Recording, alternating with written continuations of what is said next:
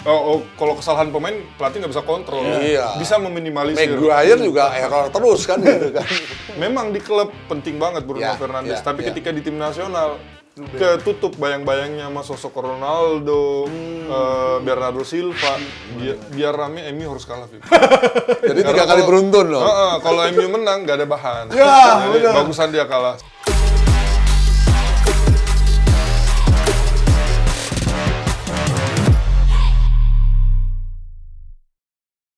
Balik lagi di Kick and Runs, masih bareng gua Afif Safi dan komentator-komentator keren ada Bang Bes dan Bung Supriyono. Sekarang kita pindah ke Liga Inggris. Wah, ini buat fans-fans Liga Inggris, terutama kita bakal bahas pekan ke-36 itu ada Manchester United berhadapan dengan Wolverhampton. Nah, ini sebelumnya kan MU kalah tuh. Dia gimana sih?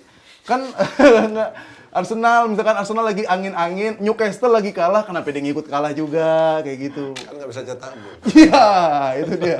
Sebelumnya MU kalah lawan West Ham 1-0, tapi sekarang nanti Sabtu jam 9 malam, itu kira-kira Manchester United sedikit agak lega karena dia bermain di Old Trafford. Nah, tapi rekornya ini sebenarnya nggak terlalu dominan ya kalau Manchester United lawan Wolverhampton itu, karena waktu kemarin waktu main di Wolves itu kalah ya dia 1-0, gol Joao Moutinho di menit 82.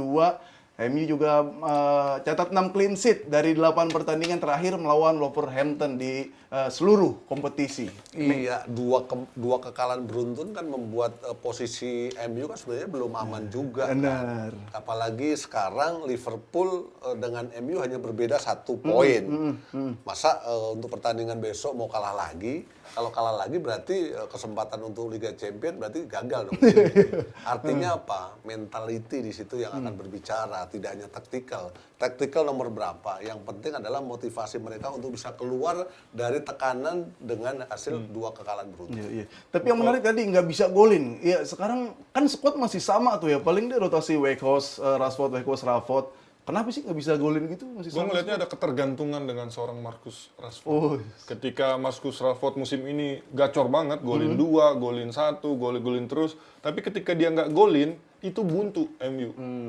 Istilahnya seorang Anthony yang sehebat itu katanya. Semahal itu. End produknya nggak kelihatan. Istilahnya end produk apa? Dia kebanyakan show off kalau saya lihatnya. Kan dribbling, nyekil, tapi nggak nyampe sampai ke depan. Golnya pun sedikit. Yang sedangkan dalam sepak bola itu adalah olahraga end product. Yang dilihat adalah hasil. Akhirnya Dan yang efektivitas ya.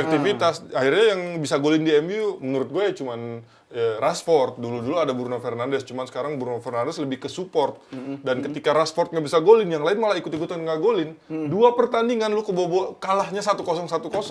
Ya kalau lu menang cetak 2 ya kan lu masih menang. Betul, dalam artian di situ. Iya. Makanya kembali lagi bahwa ball possession bukan menjamin tim itu bisa memenangkan pertandingan. Iya, Ya sepakat. Itu udah lama terjadi, walaupun memang berawal dari Barcelona, kemudian sekarang MCT dengan pencapaian ball positionnya luar biasa, tapi tidak menjamin. Ya terlihat MU sangat sulit untuk cetak gol. Iya, tapi yang ketergantungan benar juga sih kalau Rashford nggak 3 kali golin pertandingan nggak pernah cetak gol Iya, kan Bukan hanya 3. bapuk kan jadi. Bukan hanya 3, tapi dari bulan April dia cuma golin 2, Viv. Iya. Di bulan Mei golnya 0. Ini kan untuk striker agak seret gitu loh. Jadi mungkin ya dia harus comeback cetak gol lagi supaya MU bisa menjaga jarak sama Liverpool. Karena MU kan ada 4 pertandingan, Liverpool 3. Ya walaupun beda 1 poin, kata Om Supri tadi kalau kalah lagi ya itu ngasih tambah tekanan. Kita tuh jadi Dikejar tertekan. nih, Untuk Dikejar mengangkat moral Iya. itu kan nggak mudah gitu loh, ya kan? Apalagi yang dikhawatirkan juga dengan pencapaian yang di musim baru, Ten Hag ini sebenarnya kan pemain-pemainnya kan juga banyak pemain-pemain yang dibeli nggak murah. Iya, harganya fantastis Iya banget. kan? Tapi mereka untuk di 4 besar aja sepertinya masih kesulitan gitu. Iya. Kemarin kan kita bahas tuh di yang minggu lalu bahwa orang banyak bangga banget dengan yang penting masuk Liga Champions, kita dapat piala, FA Cup masuk final. Tapi pembelian yang dilakukan ini sangat mahal banget. Ya kan Anthony udah berapa? Ya. Terus pemain-pemain lain juga kan harganya nggak murah gitu loh. Jadi harusnya ada lebih baik lagi di lapangan, bukan memperebutkan 4 besar lah. Harusnya ada di papan atas memperebutkan juara mesti. Tapi emang yang bikin penasaran adalah kenapa itu bisa nurun gitu, performnya kenapa bisa turun? Karena di awal-awal kan pas Ten Hag masuk tuh, wah lagi menang-menang oke, kayak ini MU bakal keren nih. Tapi ternyata kalau kita cek lagi dia udah sama nih, rekor kalahnya sama Liverpool yang mungkin kita nganggap Liverpool lagi bapuk juga. Fib, ketika berbicara sepak bola, taktikal tuh hanya 30%. 70% itu psikologis. Jadi ketika psikologis, mentality, kemudian juga faktor-faktor non-teknis yang lain itu nggak beres, taktikal nggak akan jalan. Iya. Tapi kalau kita ngomongin ke depan mulu nih, udahlah, misalkan itu jadi Rashford United ya, karena kalau dia nggak golin, kayaknya mau kalah. Ke belakangnya dah gitu, emang dia nggak golin, oke. Kalau imbang kan seri istilahnya. Ke belakangnya Maguire, Lindelof gitu, kadang De Gea juga suka aneh-aneh.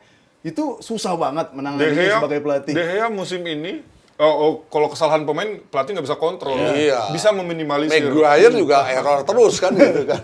De Gea musim ini aja 4 gol itu blunder dari kiper. Itu yang paling banyak di Liga Inggris. Istilahnya bukan dari open play, bukan dari lawan shooting, tapi ini adalah kesalahan lawan memang shooting, tapi ini adalah kesalahannya dia. Terakhir yang lawan West Ham ya kan bola gampang, dia mau dorong tapi Ke dalam, ke dalam. Jadi istilahnya bukan cuma Marcus Rashford aja yang harus bertanggung jawab atas tim ini atau Ten Hag, tapi the whole team, semuanya harus bertanggung jawab.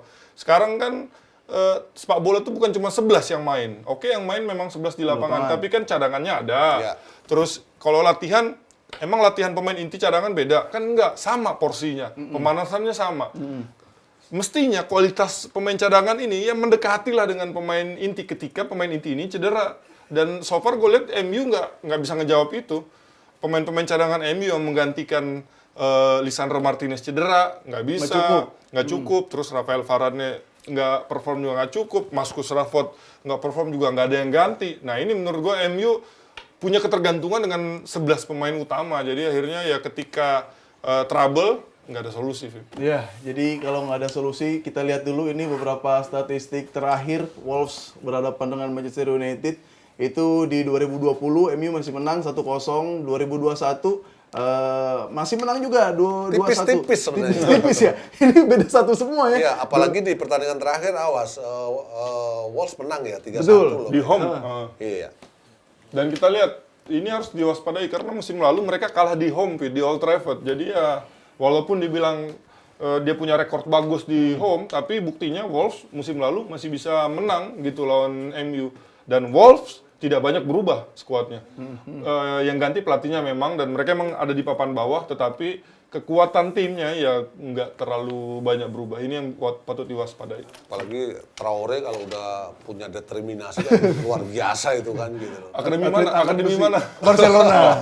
Tapi nggak dipakai sama Barcelona. Kegedean badannya. Nah ini beberapa pertandingan 5 pertandingan terakhir Manchester United. Dia lawan Everton masih menang. Itu 2-0, lawan Nottingham Forest masih menang 2-0. Imbang lawan Spurs yang lagi kacau. Masih menang juga lawan Aston Villa yang kayaknya susah banget dikalahin lawan Brighton. Nah, ini titik-titik kebaliknya Manchester United nih. Dia kalah lawan Brighton, dia kalah lawan West Ham. Ya, artinya kan rekor away mereka jelek kan. Tapi kalau berbicara rekor kandang dengan 2 kekalahan beruntun, mudah-mudahan psikologis mereka bagus ya kan, bermain di kandang, mereka bisa mencoba memperbaiki kinerja mereka di partai away dan hasilnya 3 poin. Kenapa banyak pundit akhirnya memilih MU yang layak masuk Liga Champions musim ini? Karena mereka sisa 4 pertandingan, Pip. 3 di antaranya itu main di home, main di Old Trafford. Jadi ya keterlaluan lah kalau sampai bisa kesalip Liverpool. Keterlaluan. Selama ini kan 24 laga selalu menang kan. Keterlaluan kalau sampai kesalip. Lu main 3 di home, 1 aja away-nya itu pun lawan Bournemouth. Ya, kalau masih bisa kesalip, keterlaluan. Kacau itu ya. Nah, ini sebelum kita masuk ke key player, ini ada Wolverhampton. Beberapa pertandingan, 5 pertandingan terakhir, dia menang lawan Brighton, lawan Leicester kalah, lawan Palace, itu masih bisa menang dia, tapi dibantai Brighton 6-0. Terus lawan Aston Villa juga menang. Ini kiper Piala Dunia kalah juga ternyata. Wolverhampton. Oke, ini ada pemain yang absen juga. Ini iya Traore bukan. Iya, Traore nggak main, Iya. ya kan? Bawakar Traore nggak main. Kemudian Coutinho juga nggak bisa dimainkan. Begitu juga dengan Sasa Kalajic, ya kan? Kalau MU kan jelas ada 5 atau 6. Itu pilar-pilar oke. Van de Beek nggak apa-apa lah ya, udah nggak pernah dimainin lagi nih. Mau dibawa ke Haji Naim juga nggak apa-apa. Ini Rafael Varane, Lisandro Martinez, Tomine lah yang Ya, Scott McTominay yang diharapkan untuk bisa menjadi kekuatan lini tengah kan diharapkan untuk bisa jadi opsi lain lah. Juga di sini yang menjadi pembeda musim ini yang bikin bawa suasana baru di MU ya Lisandro Licha, Martinez. benar, Ya kan ketika Etos kerjanya luar biasa. ketika di Europa League kemarin ada kesalahan passing gitu kan, itu nggak akan terjadi kalau itu Lisandro Martinez. Dia Walaupun bisa dia. kecil, tapi dia punya kemampuan distribusi bola, ketenangan. Itu yang tidak dipunyai pemain-pemain MU Reading sekarang. the game-nya bagus. Reading the game-nya bagus. Nggak gampang. Badan kecil, Om. bola atas juga oke. Berani duel. Badan kecil bisa menang duel, selalu ada. Itu kan butuh positioning yang bagus, harus intelijen juga. Jadi kalau badan lu tinggi ya kan loncatnya tinggal dikit aja. Tapi ini karena dia kecil, dia timingnya, Yes. teknik jamnya juga. Jadi menurut gue ini adalah pemain yang komplit. Sayang banget dia tidak bisa bermain mungkin di sisa pertandingan MU. Berarti cukup ngaruh ya kehilangan Varane dan Salah satunya itu. Itu kalah, makanya. Salah satunya itu. Jadi komposisi di tim MU sendiri kan dengan banyak pemain yang cedera kan nggak bisa menampilkan pemain terbaik mereka. Apalagi biasanya taktikal pelatih adalah di saat bermain away harus ini pemain-pemainnya untuk bisa menjalankan game plan-nya. Kemudian bermain home ini juga, ya kan? Ya, udah disiapin Artinya lah. ada plan A, ada plan B. Nah ini kalau kita lihat ini perakiraan formasi dari kedua tim, MU tetap 4-2-3-1, Wolverhampton 4-4-2. Nah ini kayaknya De Gea bakal umpan ke Maguire terus lepas lagi apa gimana nih? Ada Lindelof.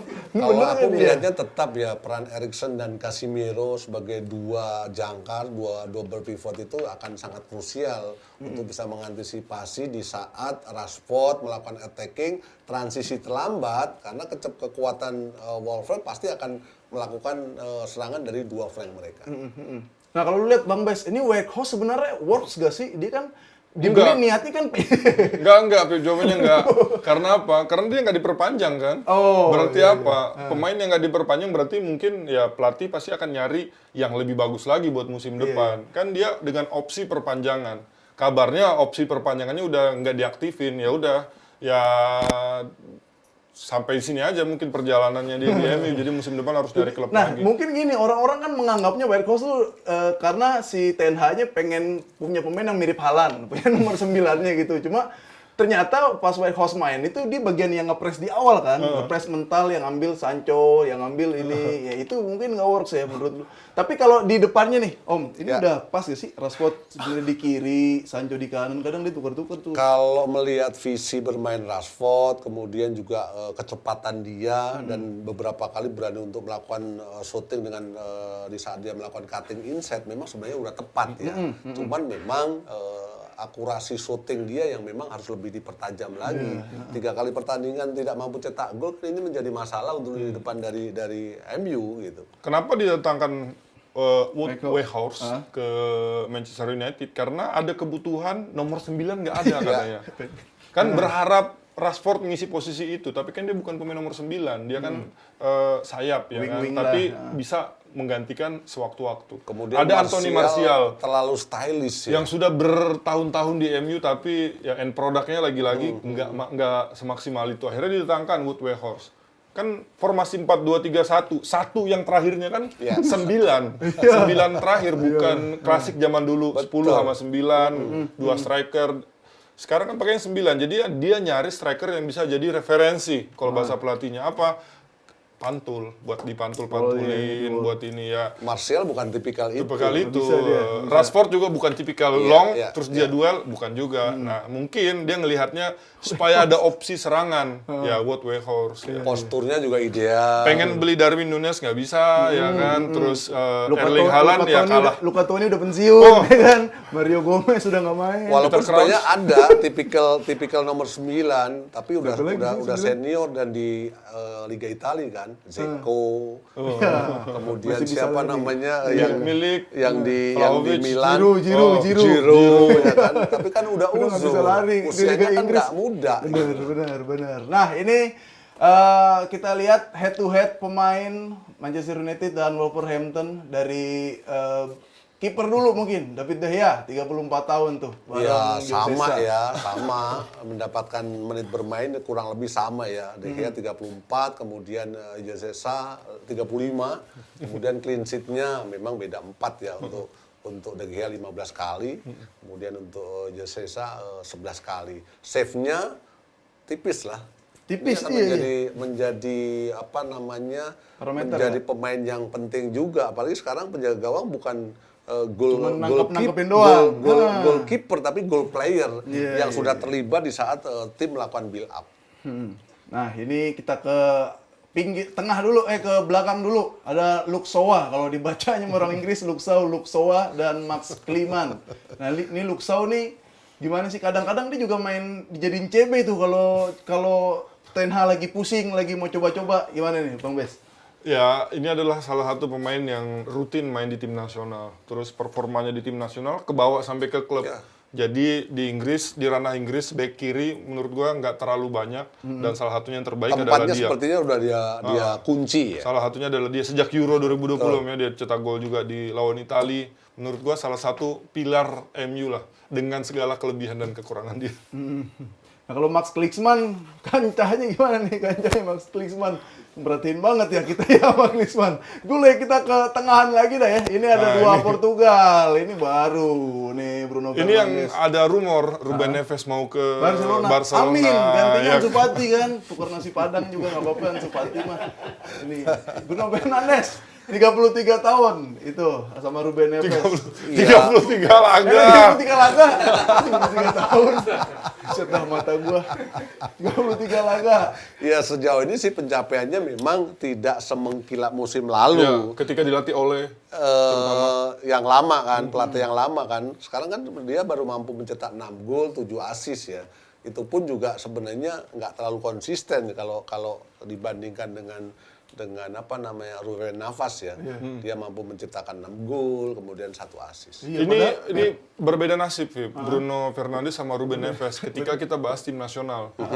Memang di klub penting banget Bruno Ya, Fernandes, ya, tapi ya. ketika di tim nasional ketutup bayang-bayangnya sama sosok Ronaldo, Bernardo Silva. Sedangkan Ruben Neves justru di tim nasional agak sedikit dapat tempat karena ya dia ngelakuin dirty works-nya, dia yang ngepres, dia yang apa. Tapi di klub Bruno Fernandes dia lebih punya nama.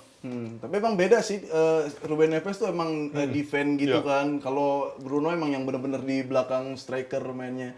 Kita ke depan nih, ini pemain lama juga nih, Diego Costa. Wah, Diego Costa cuma baru 1 gol. Kan Diego Costa sama Marcus Rashford yang ya masuk jajaran top skor lah, 16 gol dia. Perbandingan ini kan sebenarnya kan sudah terlihat ya bahwa ketajaman Rashford memang diharapkan untuk mengembalikan moral dari MU dengan 2 kekalahan beruntun ya. Kemudian untuk Diego Costa 1 gol, saya pikir ini adalah musim yang nggak luar biasa untuk sekelas Diego Costa ya. Kita tahu performa dia di Chelsea, kemudian di apa namanya Atletico Madrid kan luar biasa kan gitu. Artinya dia perlu adaptasi lagi. Juga kita lihat Wolves dia ngerekrut Diego Costa ini ketika dia selesai main di Liga Brazil. Terus ada jeda kompetisi, ya namanya jeda kompetisi pemain sehebat-hebatnya dia latihan pasti beda lah ya dapatnya latihan individu sama latihan tim pasti porsinya beda. Jadi mungkin dia datang ke Wolves nggak fit. Terus sampai sekarang masih ke bawah, makanya mungkin golnya baru 1. Level kebugarannya Yes, juga betul, mempengaruhi. Karena kan intensitas kompetisi di Serie A, Liga Inggris, Liga Brazil, Liga Prancis kan berbeda. beda. Iya. Dan emang terakhir tuh banyak uploadan di Instagram Diego Costa, dia main ini mobil Rubicon gitu bener. Main mobil rally, off-road dia seneng gitu. Yang Mungkin hitam masih- nggak? Itulah. Tapi Pajaknya berapa di Inggris? Nggak, nanya aja. Bim. mana deh pajaknya buat beli mobil lagi. Nah, itu udah head to head, sudah perkiraan line up, formasi juga, tapi sedikit aja lah prediksi, nggak usah skor nggak apa-apa, akan seperti apa Manchester United. Iya, kalau gua tetap skor ya, Ya kan? udah, Karena boleh. kan kemenangan itu kan dilihat dari skor ya kan. Iya. 2-1. Menang Wolf. 2-1, Bos. Oh, 2-1. 2-1. Menang Manchester United. Oke, Rashford golin apa Weghorst? Atau satunya Wolves Enggak. blunder. Rashford Rashford, bisa pecah telur. Kita telur. Biar rame, MU harus kalah, Vip. Jadi 3 kali kalau- beruntun loh. Kalau MU menang, nggak ada bahan. Ya, Jadi benar. bagusan dia kalah, Benar. 0-1. Biar 0-1. continue ya. Iya. Terus yang golin Kwang Hechan, orang Korea. Makin ada bahan lagi. Oke lah, kita lihat nanti Manchester United, Wolverhampton akan seperti apa pertandingannya. Nah, tapi ini juga ada beberapa pertandingan di pekan ke-36 Liga Inggris yang harus kalian tonton. Ada Manchester City yang harus menjaga puncak klasemen lawan Everton. Itu main di Everton Minggu jam 8 malam. Terus ada Arsenal lawan Brighton Minggu juga jam setengah 11. Ada Brentford lawan West Ham jam 8 malam dan Leicester lawan Liverpool. Nih Liverpool menang ya, biar seru ya. Liverpool lawan itu bisa kalian tonton. Jadi habis nonton langsung lagi nonton ke channel YouTube Run Sportainment karena kita bakal ulas. Nah, itu dia. Dan ini peringkat Liga Inggris sementara sejauh ini pekan ke-35 Manchester City masih di atas Arsenal. Yang seru sebenarnya memang di 3-4-5 nih kan.